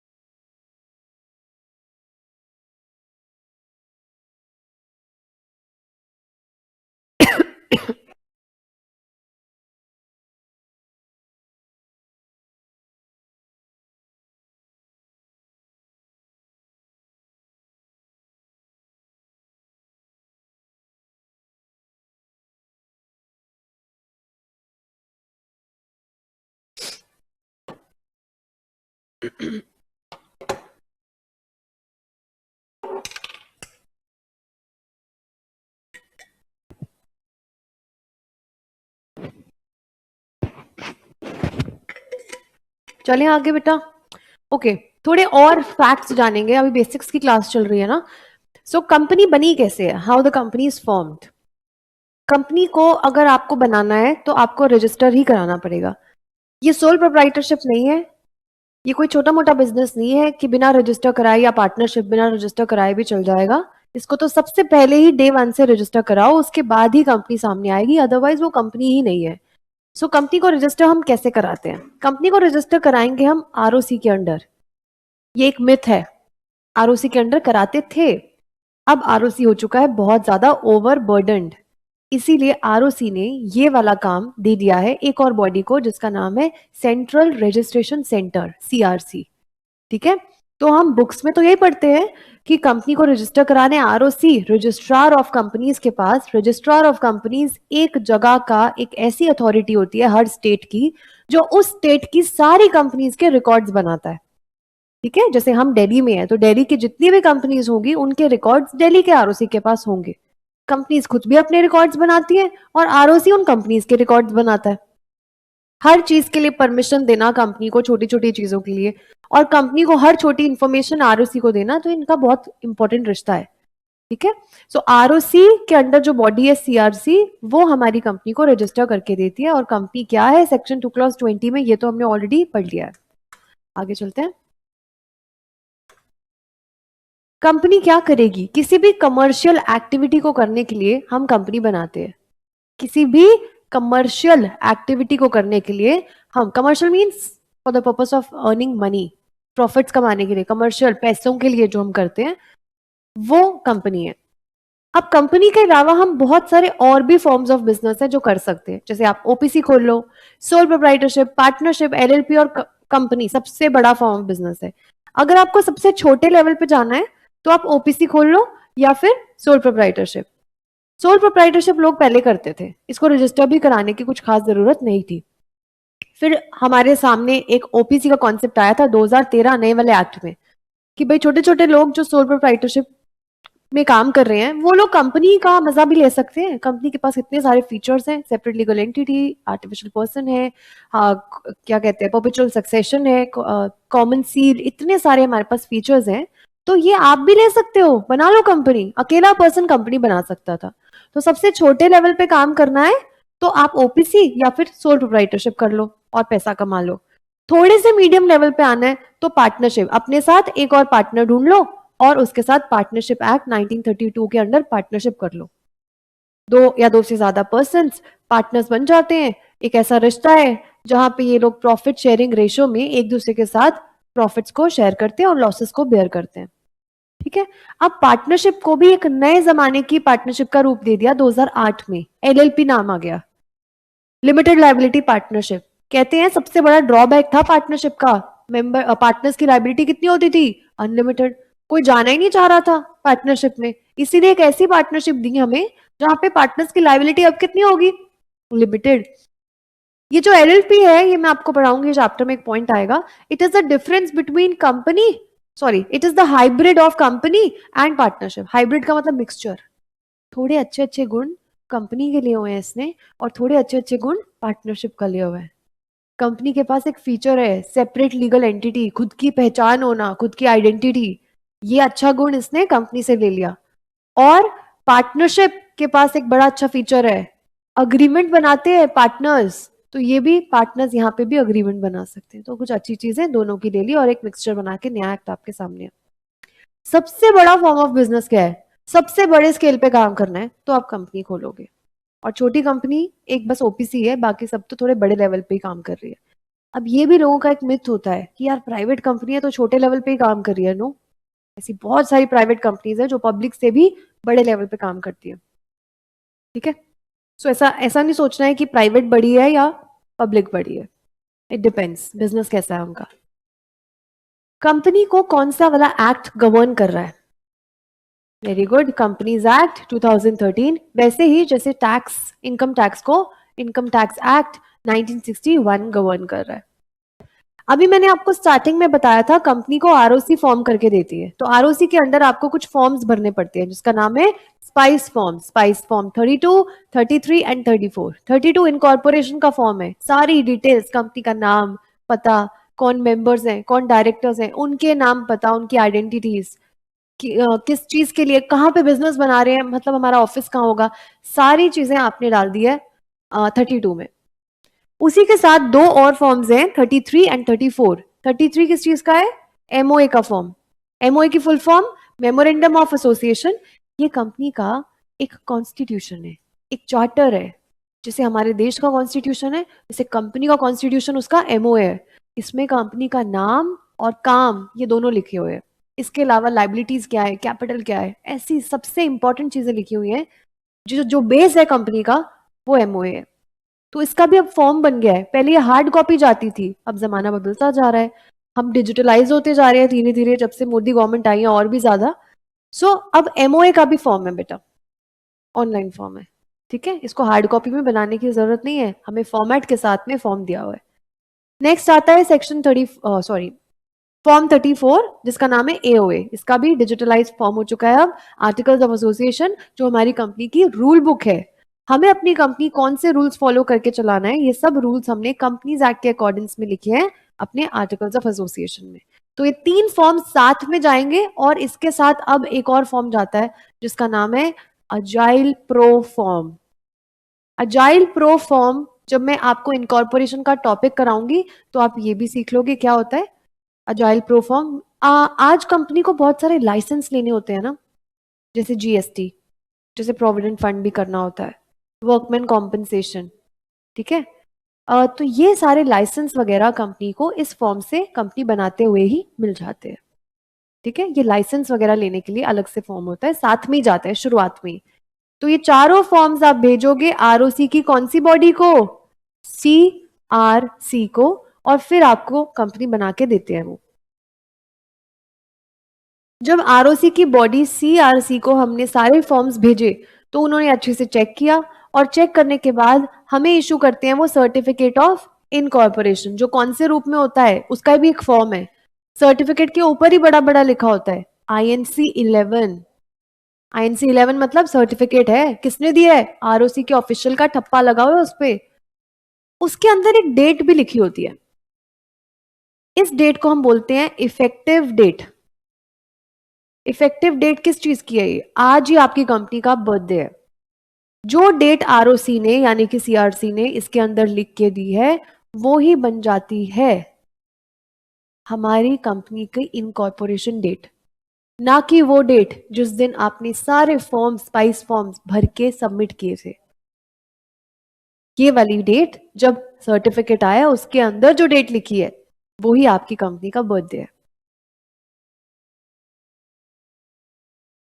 ये हमने लास्ट क्लास में ऑलरेडी पढ़ लिया था, आप एक बार फोटो क्लिक कर लो इसकी दोबारा से।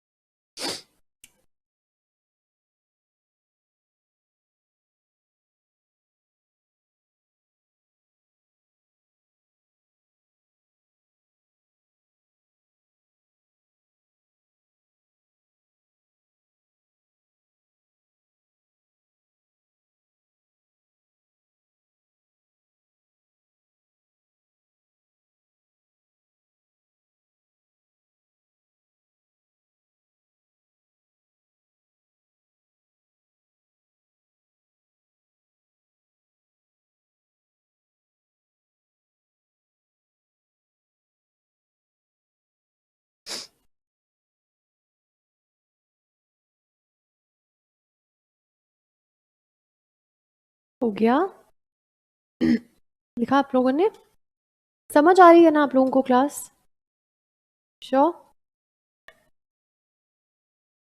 ओके, कुछ थोड़े बहुत और कॉन्सेप्ट्स कराऊंगे and then we will wind up the session.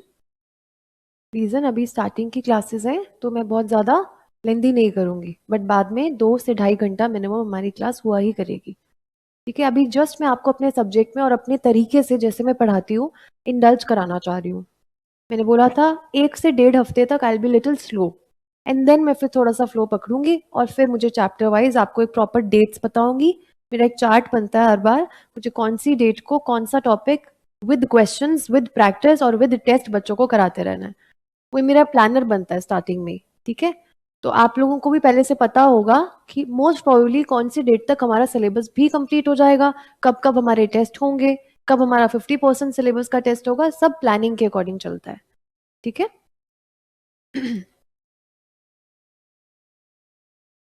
Okay, company का एक बहुत ही प्यारा फीचर है कॉर्पोरेट पर्सनालिटी। ये करेंगे और इसके केस लॉस करेंगे and then we will wind up the session. ये एक फीचर आज हम पढ़ेंगे क्योंकि ये सबसे लेंथी फीचर है, बाकी तो बहुत छोटे छोटे से फीचर है। कॉर्पोरेट पर्सनालिटी का दूसरा नाम है सेपरेट लीगल एंटिटी, जिसकी हम बार बार बात करते हैं। Once a company is formed, ये देखो मैंने एक कंपनी बनाई जिसका नाम है दिशा लिमिटेड। बेटा ये एक पब्लिक कंपनी है ना, yes it is a public company.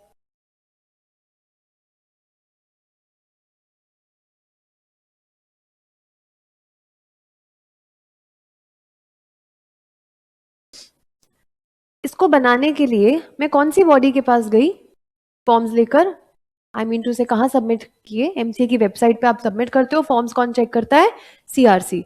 तो सीआरसी ने ये फॉर्म्स चेक किए थे और मुझे दे दिया था सर्टिफिकेट ऑफ इनकॉर्पोरेशन। जिस दिन ये सर्टिफिकेट ऑफ इनकॉर्पोरेशन मेरे हाथ लगा, INC 11, इसमें डेट लिखी हुई थी 25 नवंबर 2025। इस दिन माना जाता है मेरी कंपनी बन चुकी है। जिस दिन ये कंपनी बनी, इस कंपनी के बीच में और ये लोग जिन्होंने मिलके कंपनी बनाई थी, बेटा पब्लिक कंपनी है तो मिनिमम पर्सन्स कितने चाहिए मुझे? 7 हो गए। तो 7 मेंबर्स आपको मिनिमम चाहिए होते हैं if you want to form a public company. Company और इन लोगों के बीच में एक दीवार पैदा हो गई है। अब ये कैसी दीवार है? इसी दीवार को, इसी शील्ड को, इसी वेल को हम बोलते हैं कॉर्पोरेट वेल, और इसका दूसरा नाम होता है सेपरेट लीगल एंटिटी। ये एक दीवार है। ये क्या कहती है कि कंपनी जिन लोगों ने बनाई है, कंपनी बनाने के बाद जिस दिन कंपनी बन गई, कंपनी अलग हो गई, कंपनी की आइडेंटिटी अलग है, खुद की पहचान है, और जो मेंबर्स जिन्होंने कंपनी बनाई है उनके नाम से नहीं चलेगी अब कंपनी। आप ये नहीं कहोगे मिस्टर ए की कंपनी है, मिस्टर बी की कंपनी है। कंपनी का खुद का नाम है, दिशा लिमिटेड।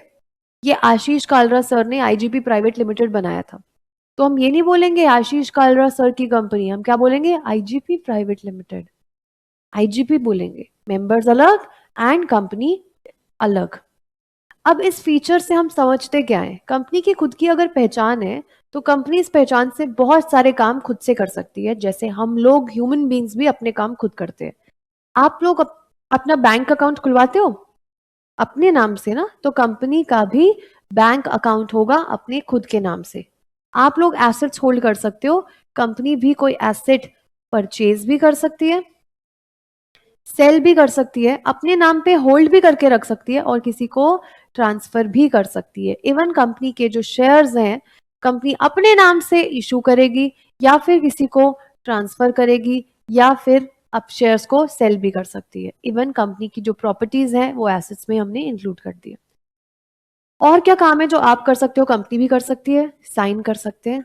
आप लोग साइन कर सकते हो, कंपनी भी साइन कर सकती है। कंपनी के पास है खुद का कॉमन सील, जो कंपनी का सिग्नेचर है, जो कंपनी का ठप्पा है। ठीक है, तो कंपनी के पास ये भी है। और बताओ। Very good, very good. आप आ रहे हो आपके पॉइंट पे भी। कंपनी इंडियन कॉन्ट्रैक्ट एक्ट में ही पढ़ लिया था CSET में कि कंपनी कॉन्ट्रैक्ट बना सकती है किसी पर्सन के साथ या फिर किसी और कंपनी के साथ। कंपनी किसी के ऊपर केस कर सकती है, हम भी कर सकते हैं, और कोई कंपनी के ऊपर भी केस कर सकता है, तो बी स्यूड एज वेल। ये सब काम कंपनी कर सकती है क्योंकि कंपनी की खुद की पहचान है। क्या पहचान है?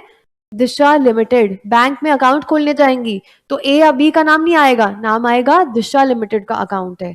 कंपनी का कौन सा वाला अकाउंट होता है? वेरी गुड, करंट अकाउंट होता है कंपनी का, और हम लोगों का सेविंग अकाउंट। Very good.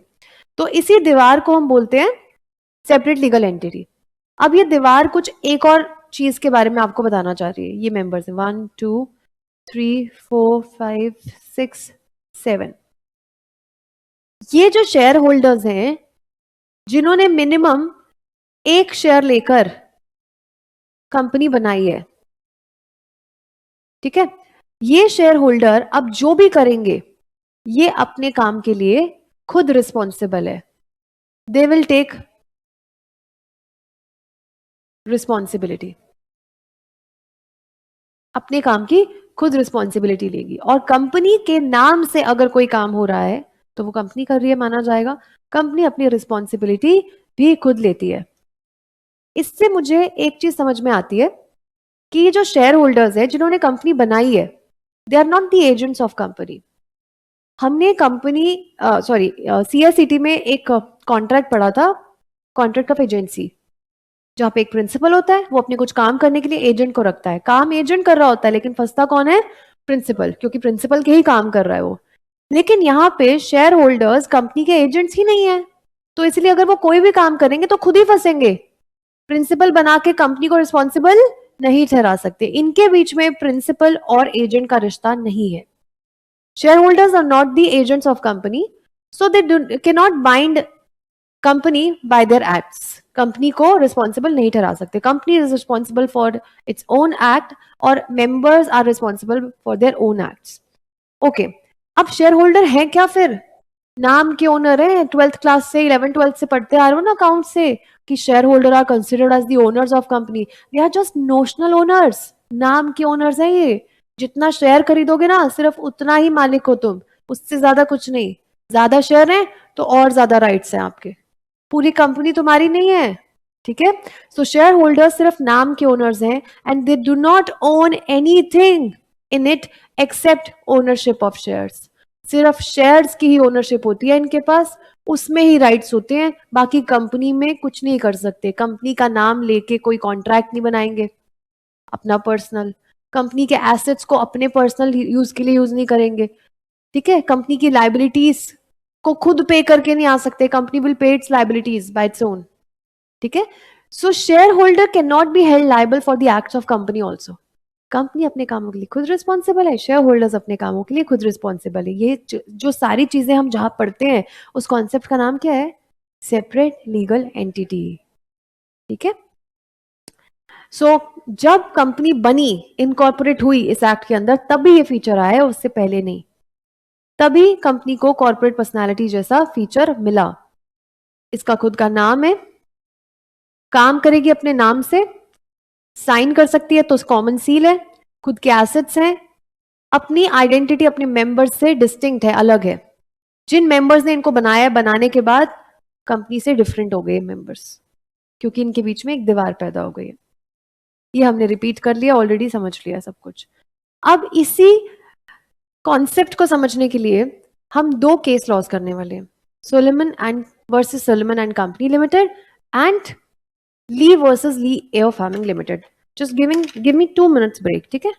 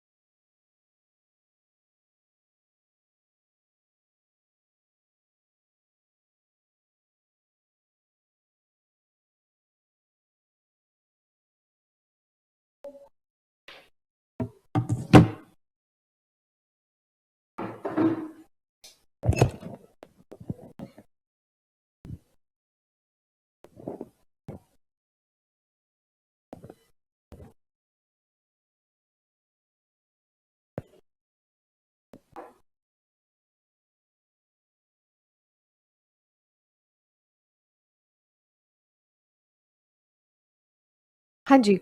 सो अभी जो हमने केस किया था, एक कैरेक्टरिस्टिक पढ़ा है कॉर्पोरेट व्हील, यानी कि आप इसको सेपरेट लीगल एंटिटी बोलते हो। इसी को प्रूव करने के लिए लेट्स अंडरस्टैंड क्या होता है केस लॉ। ठीक है, अब केस लॉ अगर हमें कैसे पता चलेगा कि हम केस लॉ पढ़ रहे हैं? नाम लिखा हुआ है salmon versus salmon and company limited.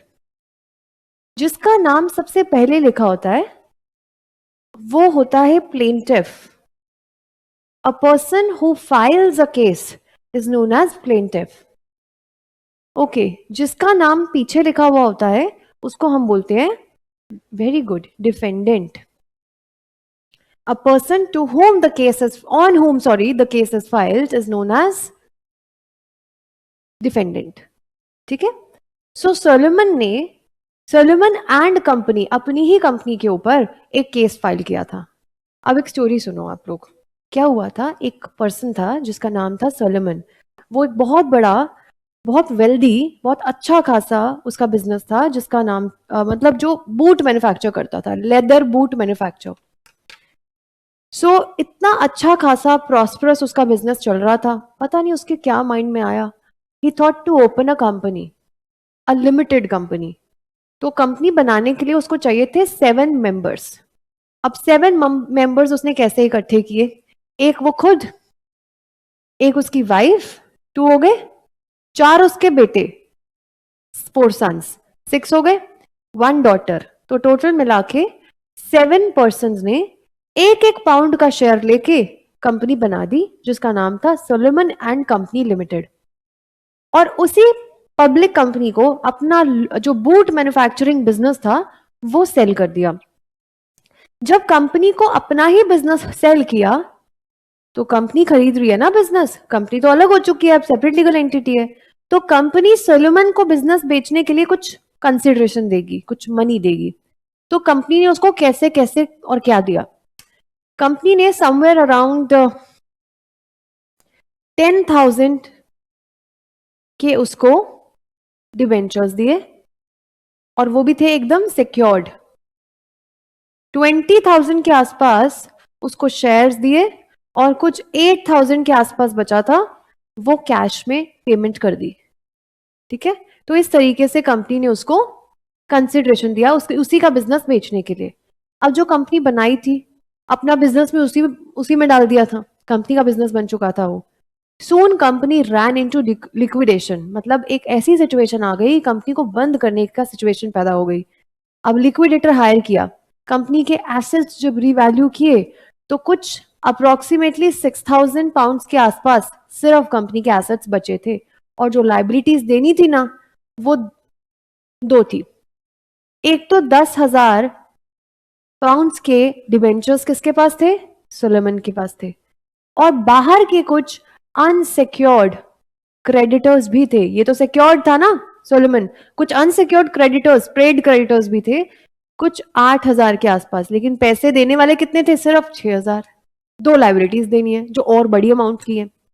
तो अनसिक्योर्ड ट्रेड क्रेडिटर्स कहते हैं पैसा हमें मिलना चाहिए, क्योंकि आप अगर ये सोचोगे कि सिक्योर्ड डिबेंचर को पहले पैसा मिलता है, उनकी प्रायोरिटी ज्यादा होती है एज कंपेयर टू अनसिक्योर्ड, तो ये बात सही नहीं है। क्योंकि अनसिक्योर्ड हम हैं, और जो सिक्योर्ड है ना आपकी कंपनी के, वो तो सोलोमन खुद ही है। खुद ही की कंपनी बनाई, खुद ही अपना बिजनेस बेच दिया, खुद ही के फैमिली मेंबर्स हैं जो शेयर होल्डर्स हैं, और इवन 3 डायरेक्टर्स चाहिए होते हैं पब्लिक कंपनी को, एक खुद और 2 बेटों के साथ डायरेक्टर भी ये खुद ही बन गया है। ठीक है, और अब जब कंपनी बंद हो रही है तो पैसा भी पहले इसी को दे रहे हो, तो ये सब तो एक शैम है, ये सब तो एक दिखावा है। इसीलिए पैसा पहले हमें ही मिलना चाहिए। तो कंपनी वाले उनको पैसा देने के लिए रेडी भी हो गए। फाइनली सोलोमन ने केस किया अपनी ही कंपनी के ऊपर, और कोर्ट का डिसीजन था कि once the company is formed, company gets the special feature of corporate veil, और you can see separate legal entity. Company अलग है और सोलोमन अलग है। कंपनी अपने सिक्योर्ड डिबेंचर होल्डर को पैसा दे रही है, ना कि सोलोमन खुद अपने आप को पैसा नहीं दे रहा है। इससे हमें यह पता चला कि अगर कोई इंसान कंपनी के सारे या 99% शेयर भी क्यों ना खरीद ले, जैसे सोलोमन सारे खुद ही के पास थे, खुद ही की फैमिली के पास, और अपना ही बिजनेस खुद ही बेचा, फिर भी वो कंपनी से अलग है, क्योंकि कंपनी बनने के बाद कंपनी के पास फीचर आ गया सेपरेट लीगल एंटिटी, कंपनी की आइडेंटिटी अपने मेंबर्स से अलग होती है। सोलेमन यहाँ कुछ भी अनलॉफुल काम नहीं कर रहा था। अगर कुछ भी गैर कानूनी कर रहा होता सोलेमन, तो फिर ये कॉन्सेप्ट को यूज नहीं किया जाता। अब ये कॉन्सेप्ट को यूज किया जा रहा है क्योंकि लॉफुल काम ही चल रहा था यहाँ सब कुछ, इसीलिए सोलेमन को ही कंपनी के थ्रू पैसा मिलेगा, ना कि अनसिक्योर्ड ट्रेड क्रेडिटर्स को पैसा मिलेगा। Okay, so in this case, Solomon was carrying a successful business of leather merchant and boot manufacturer.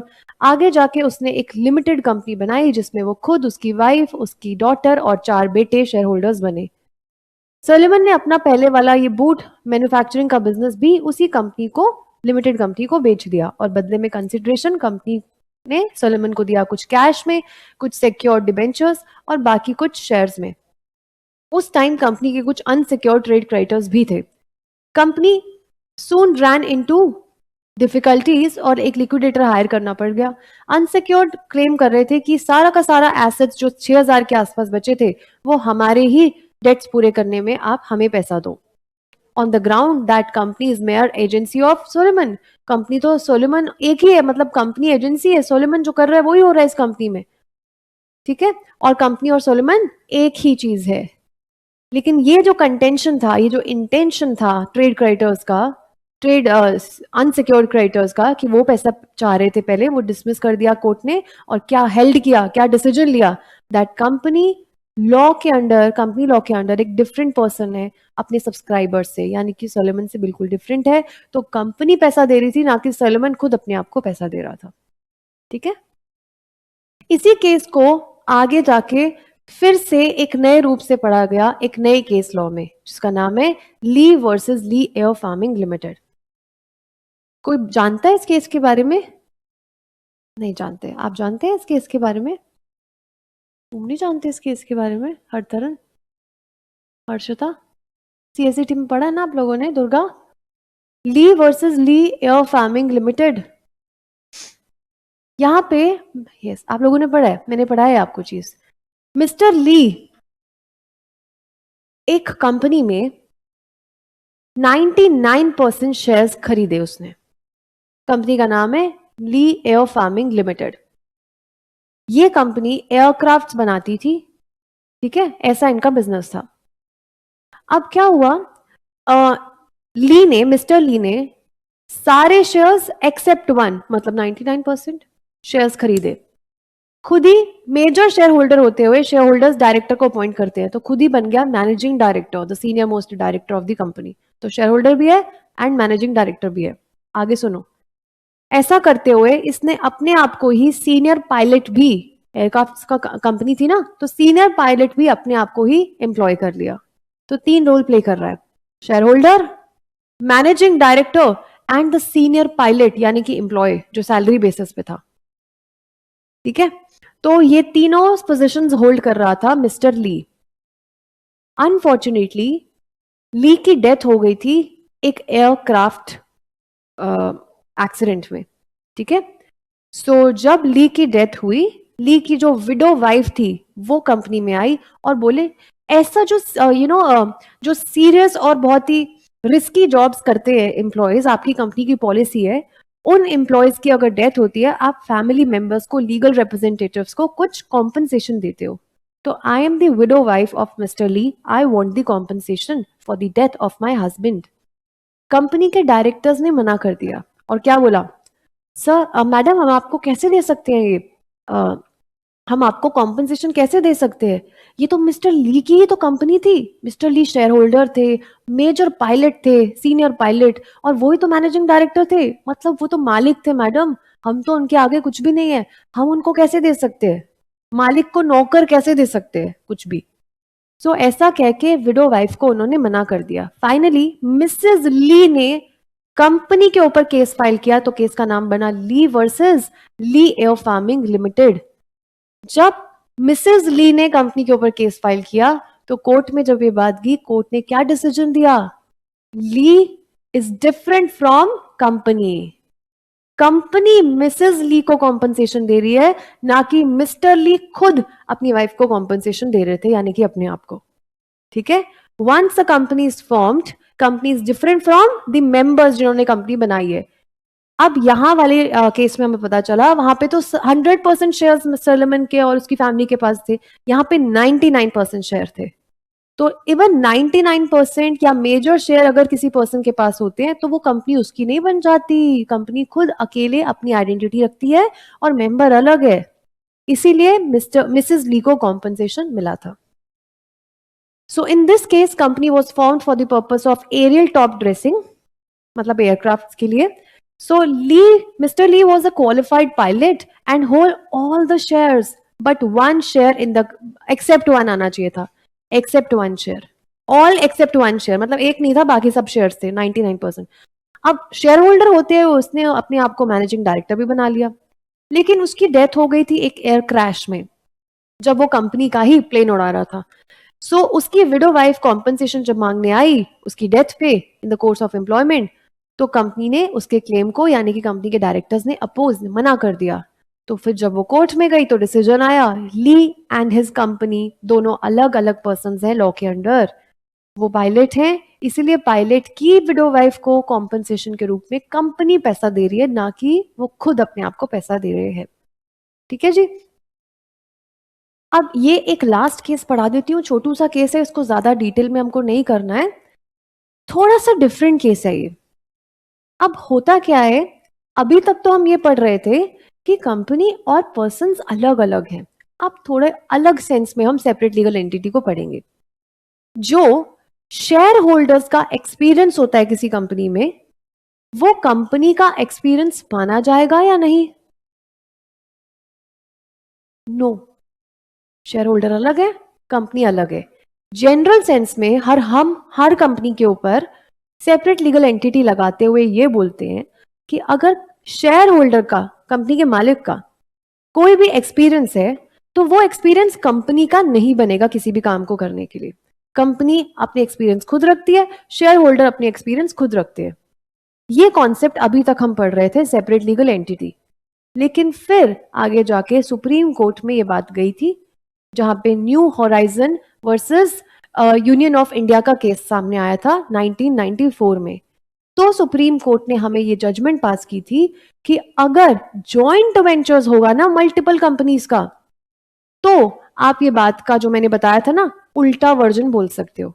मैंने बोला था शेयर होल्डर का एक्सपीरियंस कभी भी कंपनी का एक्सपीरियंस नहीं माना जाता, दोनों के अपने अपने एक्सपीरियंस होते हैं, सेपरेट लीगल एंटिटी।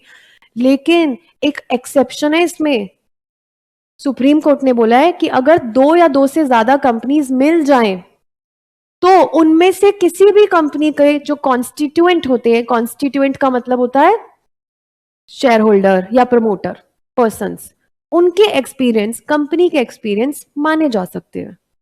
अकेली कंपनी होगी तो सेपरेट लीगल एंटिटी वाला रूल लगाना है एक्सपीरियंस वाले केस में। लेकिन अगर मल्टीपल कंपनीज मिलके कोई काम कर रही हैं, जॉइंट वेंचर, तो शेयर होल्डर्स के एक्सपीरियंस कंपनी के एक्सपीरियंस माने जा सकते हैं। ऐसा हम एक एक्सेप्शनल वाले केस लॉ में पढ़ते हैं। सो सुप्रीम कोर्ट ने बोला कि अगर मल्टीपल कंपनीज एक जॉइंट वेंचर बना दे, तो जो एक्सपीरियंस होगा of all the companies, multiple companies should be taken into consideration as a whole instead of counting a single shareholder's experience. आगे जाके आप लिख लो, later Supreme Court held that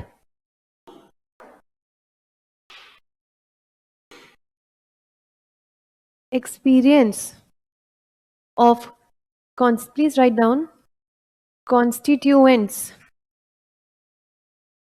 of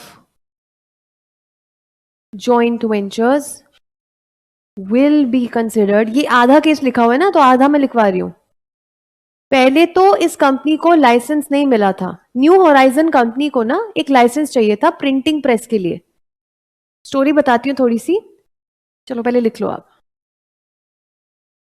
will be considered as experience of joint ventures, या book में add कर लेंगे बेटा। अब इस केस को समझेंगे थोड़ा सा, हुआ क्या था इस केस में। इस केस में एक कंपनी को एक लाइसेंस चाहिए था गवर्नमेंट से। गवर्नमेंट कह रही थी कि हम टेंडर्स निकाल रहे हैं। टेंडर्स मतलब हम आपको कुछ पैसा देंगे बिजनेस करने के लिए। किस तरीके का बिजनेस? प्रिंटिंग एंड प्रेस का। प्रिंटिंग, पब्लिकेशंस, इस तरीके का काम करने के लिए हम किसी कंपनी को टेंडर्स देंगे। टेंडर्स मतलब मनी देंगे बिजनेस करने के लिए। तो जिसको भी पब्लिकेशंस और प्रिंटिंग का बिजनेस करना है तो वो कंपनीज हमें टेंडर्स के लिए अप्लाई कर सकती हैं। तो उसमें से ये न्यू होराइजन वाली कंपनी का टेंडर पास नहीं हुआ था, मतलब उनको पैसा नहीं मिला था।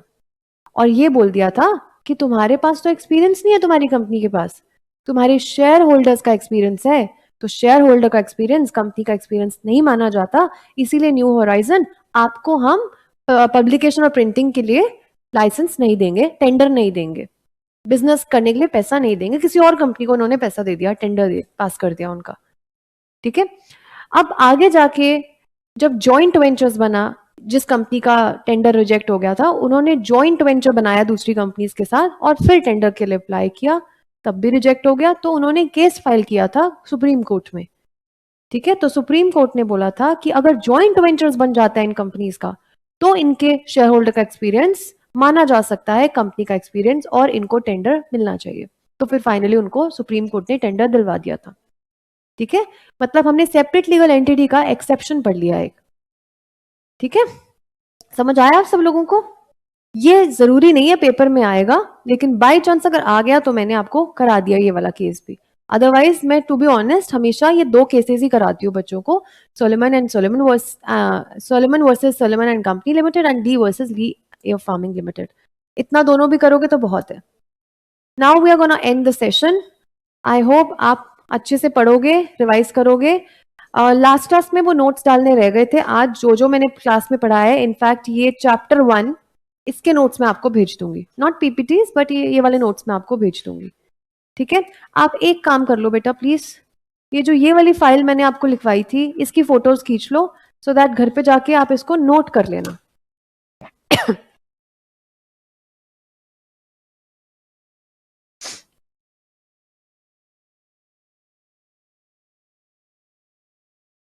कंपनी लॉ किसी भी कंपनी सेक्रेटरी का कोर एरिया है।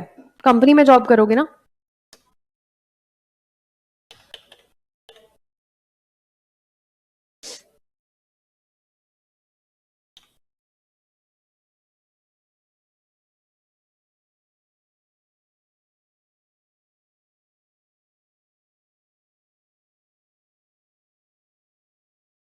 हाउ टू रजिस्टर कंपनी, ये फॉर्म्स बने, प्लस एक अजाइल फॉर्म याद कर लेना, अजाइल प्रो फॉर्म ऐड कर लेना।